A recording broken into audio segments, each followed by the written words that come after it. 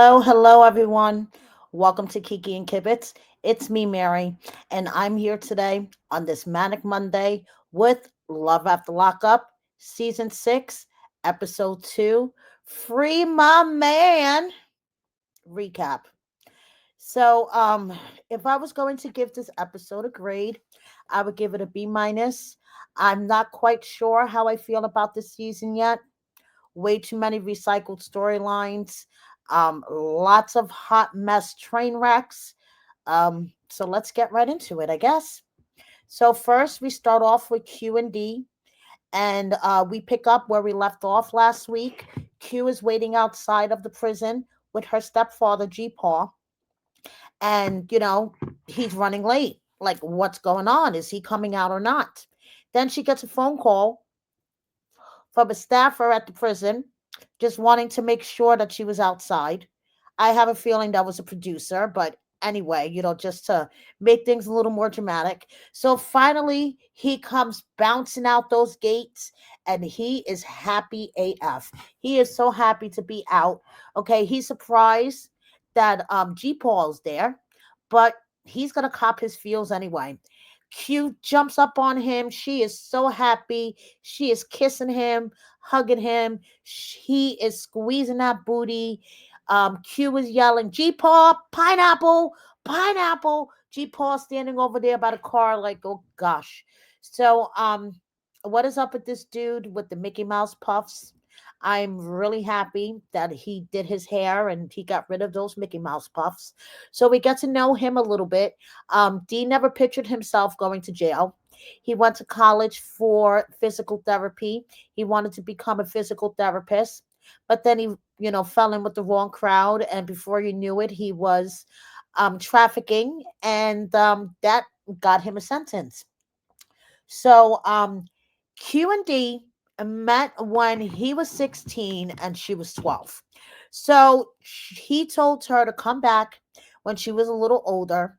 And by the time she came back, he was in college. So she was, looking out for him and taking care of him while he was in college. And then he wound up in prison.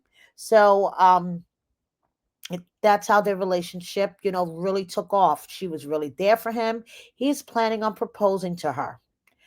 Okay, so they're supposed to get him to the halfway house.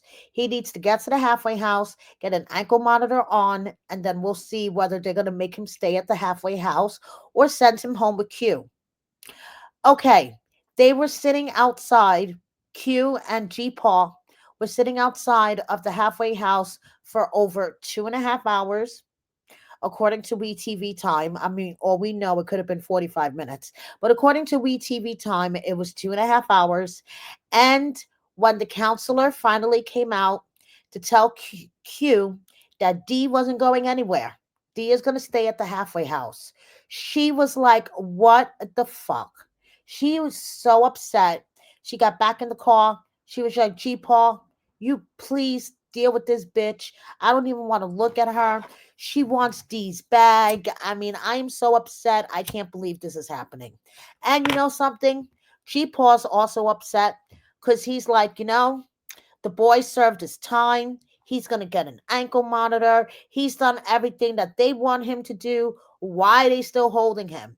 And my poor daughter, this is just like a slap to her face. She has done everything to be there for this man. They have gone through their trials and tribulations. And now that it's time for the two of them to be together, the system is playing games and they're holding them back. Q is really, really upset. Did I mention she is really, really upset? And she doesn't know how to deal with this because she doesn't deal with emotions well. So we leave her off crying on her bed. Okay. And she is a hot mess express.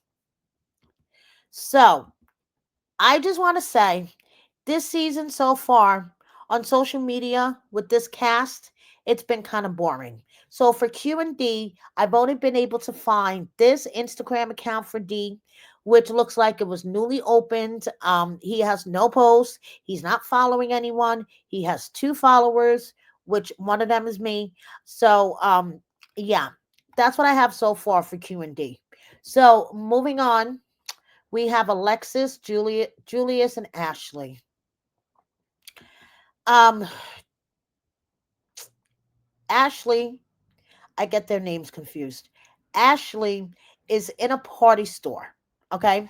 And she is buying stuff for the hotel room because she's going to spend a couple of hours tonight, the night of his release, and all day the next day, which is her birthday, making babies. Now, I just want to state for the record, this chick that is in the confessionals and the chick that we see in the actual scenes looks like two different people. Okay, if it wasn't for the Julius tattoo on her boob, I would swear it was two different people. But I'm going to show you in a second exactly what I'm talking about. So, Ashley is really excited. She's in this party store. She's trying on a dinosaur mask. She's going to buy handcuffs so her man who just got out of prison could lock her up. Her friends though are real uncomfortable with this whole thing. One of her friends knows all about jail talk. Okay, she's like, I've been through it. I don't want to see my friend go through it. And I just have a feeling that this dude is all talk. Well, she's not wrong. Okay, the friends are never wrong, especially when it comes to this show. The friends are never wrong. So now we have Ashley, who is at the jail. By the way, I'm sorry, Alexis. Ashley thinks that Julius's mom is picking him up. That's why she's not picking him up. But in fact, it's really Alexis that is picking him up. And Alexis didn't know this, but his brother in law and one of his boys from back in the day show up too. So she's like, he didn't tell me any of this. I don't like that I didn't know any of this. I don't like sneaky stuff. But when he finally comes bounding out that door, she is so happy. She, hugs him and kisses him, and he's happy to be out. You know, he was okay. Now this is a little bit of his backstory. Calling Growing up, he was called Lanks because he's so lanky and tall. Um, Growing up was hard. His mom had to provide for them and they didn't have a lot.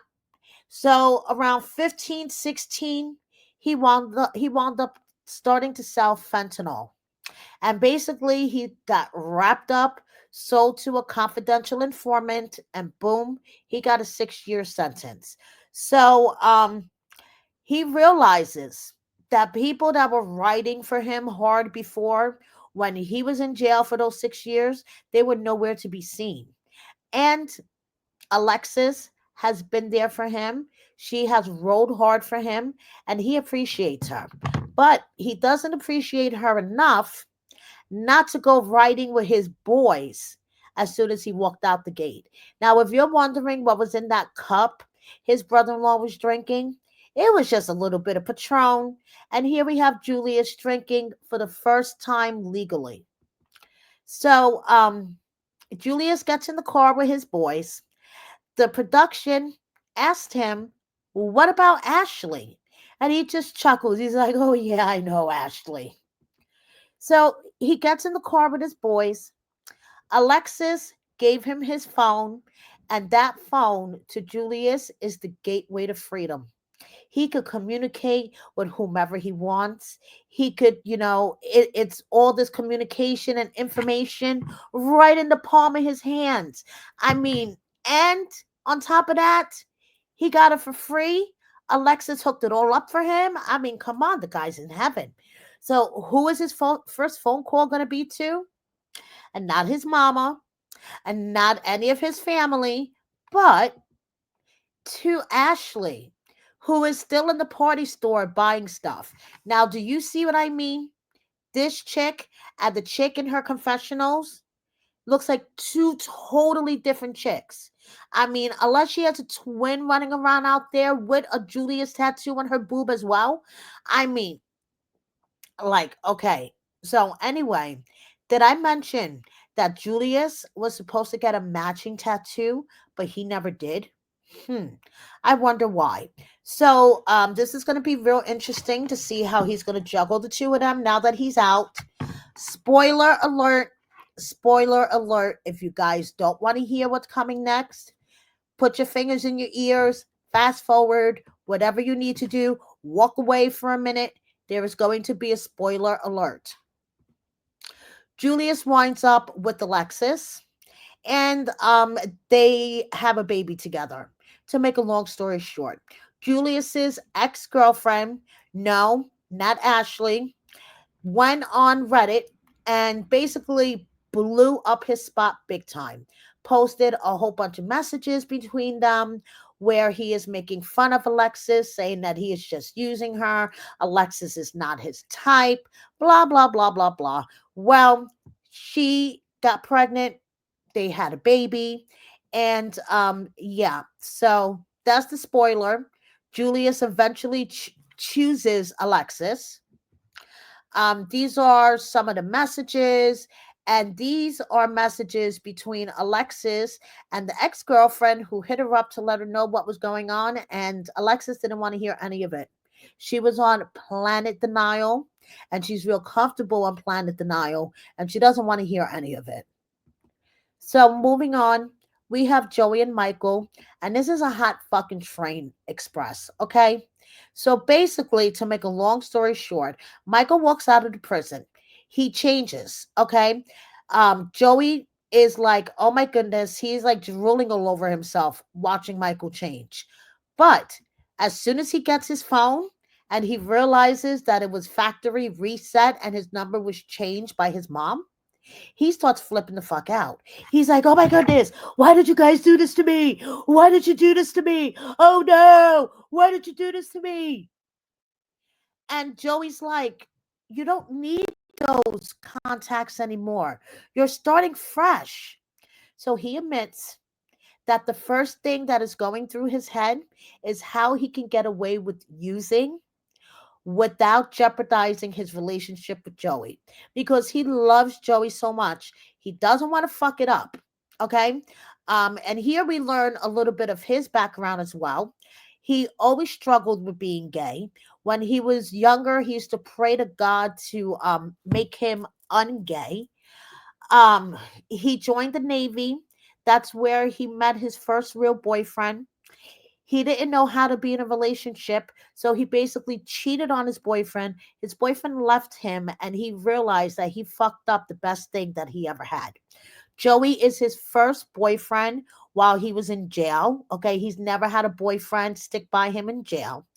He is sure that the sexual attraction is going to be there, but he wants to get high.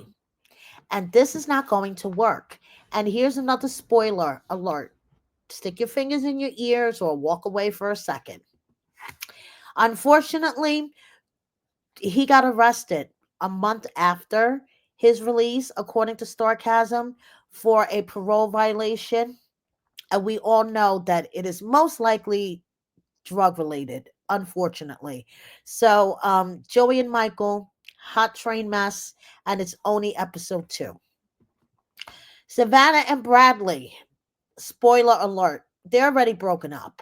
So, did I mention how much Bradley pissed me off in this episode?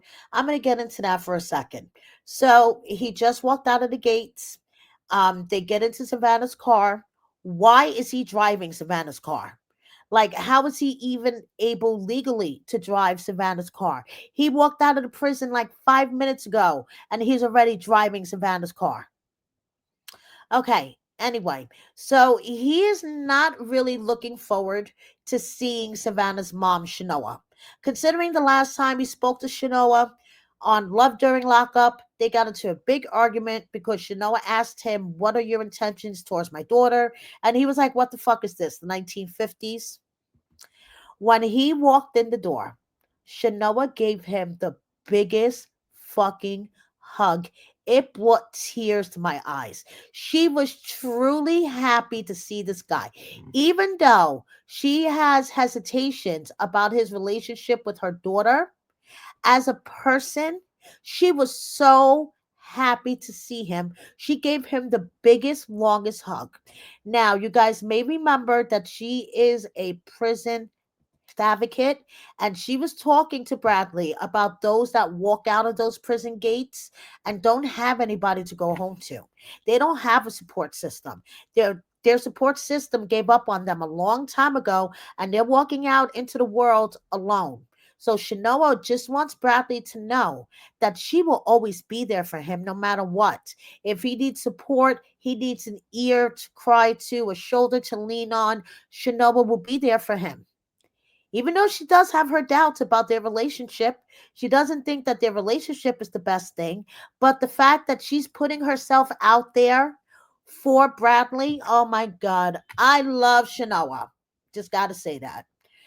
Bradley, on the other hand, pissed me to fuck off this episode, especially when he was commenting about Savannah's weight. Savannah is not fat.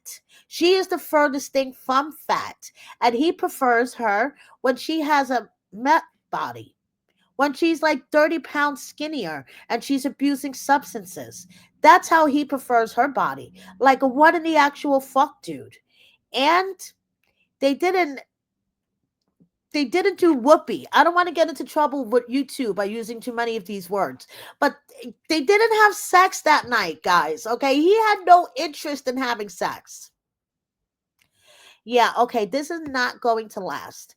Now, I think that Savannah and Bradley may not be good for each other.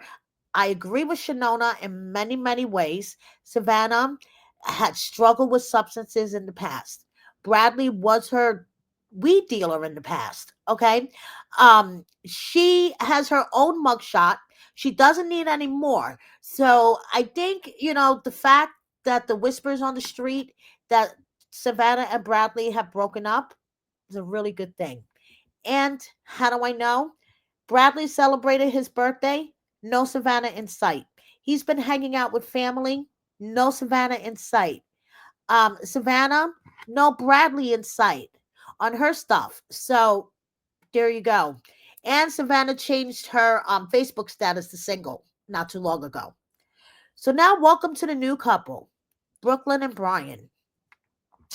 Brooklyn, she has a big personality. She's like Beyonce.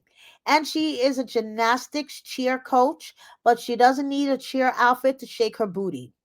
Her man is Brian. They met back in high school, okay? And he was real quiet in high school. She used to chase him around, kiss him on the cheek with her purple lipstick, not let him wipe it off, all sorts of things like that. Then he got arrested for robbery. His best friend contacted her, and she's been by his side for the past 6 years. Now, this is the first time her brother is hearing about this. Her brother just heard about him a couple of months ago. Meanwhile, her sister has known about him all along. Brooklyn is going to a gathering of her friends and siblings because this is her last hurrah because Brian gets out tomorrow. Now, this is the interesting twist to this storyline. Her brother, of course, doesn't trust Brian as far as he can throw him. Now, both he and Brooklyn have trust funds because their mom died when they were very little. When Brooklyn was 10 days old, her mom complained of a headache, went to the hospital, and eventually died of a aneurysm. They sued the hospital for wrongful death, and basically, there are trust funds in place for Brooklyn and her brother. Now, Brooklyn, yes, she admits that she has sent money to Brian in the past, but only recently. And they've only cemented their relationship in the past year. Okay. Even though she's been by his side for 6 years, they've only made it official in the past year. And before that, he was talking to other women, getting money from them, and he started catching feelings for this New Jersey bitch. Okay, so her and her sister used to joke around that they were going to go over to New Jersey and take care of the New Jersey bitch. But apparently, she is a distant memory, we hope. And her and Brian are going to live happily ever after. So she storms away from the table because her brother's pissing her off. Brian happens to call her. They have a conversation. Brian calms her fears. She goes back to the table and she's like, listen, you're either with me or you're against me. Okay. If you're on my team, Brian is on my team. So listen, little brother, I'm your older sister. I know better. And the little brother's like, no, my opinion hasn't changed one bit. So we'll see what happens with that. So now, finally, we have Brooke and JK. He's coming out tomorrow, guys. Okay. And she's going to ride with his mom and actually share a hotel room with his mom. Then it turns out that they're going to share the same bed. She hasn't even slept with JK yet, but she's sharing a bed with his mom. So she asked his mom, no, first, actually, his mom asked her, do you want to marry JK? What's your intentions towards my son? And she basically said, I love him to death. He makes me want to be a better parent, which I was like, what? He makes you want to be a better parent? You should want to be a better parent yourself. But she loves him to death. She, he makes her want to be a better person, blah, blah, blah. One thing Mama JK admits is that JK is a man whore. He has had more girlfriends while he's in jail than he's been out of jail. There was one time that he was like, here, mama, talk to my girlfriend. She gets on the phone and she calls the chick the wrong name. Got him into a lot of trouble then. So, Brooke trying to question his mom on whether he's a man whore, you're probably not going to get the truth. Okay? Just saying, girl. So the two of them are sharing a bed. She is so hyper. She can't sleep. And, the next day, they show up to the prison. She got up at the crack of dawn at 5:30 in the morning. She's sitting there doing her hair and they're in the car. She is so nervous. She doesn't know if she has to shit or puke. When they get to the prison, the mom feels like she's gonna have to puke, and we leave off with the two of them standing there outside of the prison waiting for JK. And if mom wants the first hug, she better outrun Brooke. Okay, just saying. So I just want to know, why are there so many women, Brooke, Alex? I mean, according to his mom, he's a man whore. Why does this guy get so many women? I mean, I don't mean to be mean, but he's missing a whole bunch of teeth. When he opens up his mouth, his cocky attitude reminds me of Chance, aka Earl Pitt. And yeah, and this is just the second episode. So we shall see once he finally walks out the gates. Now, speaking of social media, these two do have social media, and I find it very interesting. I'll explain in a second. So, JK posted a picture about 6 days ago. Then he posted a picture in March. There's lots of pictures on his Instagram, including the one of his mom holding this baby, but really none of Brooke. But if you go to Brooke's Instagram, there are pictures of her and JK, but they stopped suddenly. And I'm just gonna blow this up for you guys. JK has a job, it looks like, according to his social media. But the pictures of JK and Brooke, the last one posted was November 2024. All the recent posts on Brooke's page are just selfies. Okay, it could be because WeTV told them not to post each other, but What You Love After Lockup cast members listen anyway. So it is making me think that they are no longer together, but we shall see. So I just want to thank you so much for watching me. Please subscribe if you don't already. Hit that like button, share my video with a friend or 10, and look out for my recap next week. Thank you so much, everybody. Bye.